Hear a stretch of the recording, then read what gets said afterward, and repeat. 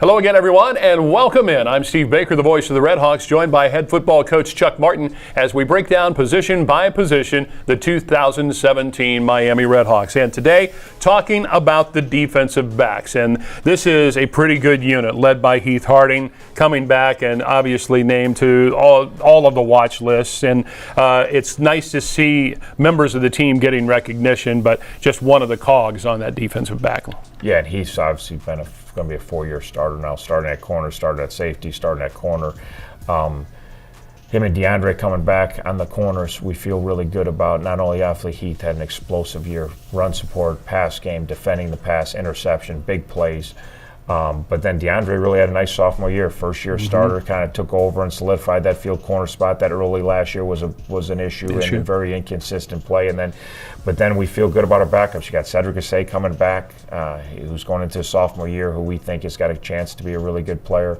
You got Alan Koiko, who's now going to his junior year, which we think's got a chance to contribute. Then we got the two young guys, Travion Banks and Tay Gowan, who we all think can play. So we think we got 6 corners that can play at this level and be productive players in the MAC. So we feel really good about the corner position. Absolutely, and I do want to mention that you had a couple of guys. You mentioned Cedric Assay, also Nate Trawick.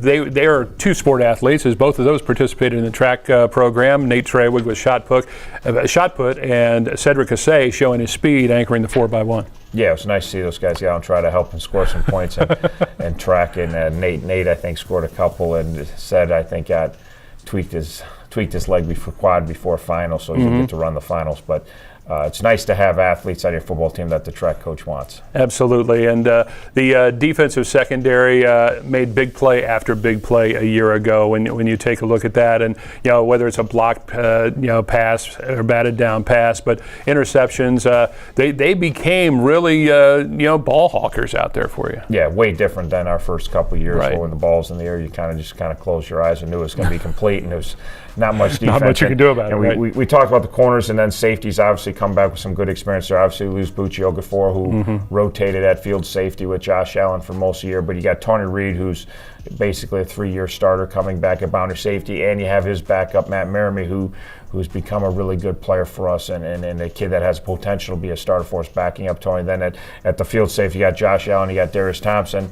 Josh played a lot, started some, backed up some, rotated some, and then Darius played some 2 a year ago and was our special teams player of the year. So super excited about the size, the strength, the athleticism, and like you said, the ability to go make plays when the ball is in the air was a big change for us a year ago. And let's talk about the defense as a whole. And this is becoming one of the better D1 defenses in the country. I mean, really at every position, you've got experience, you got size, you got speed, really starting to put together a very nice defense. Yeah, no, we've been good against a run for about a year and a half and pretty salty, and then our pass defense really improved a year ago.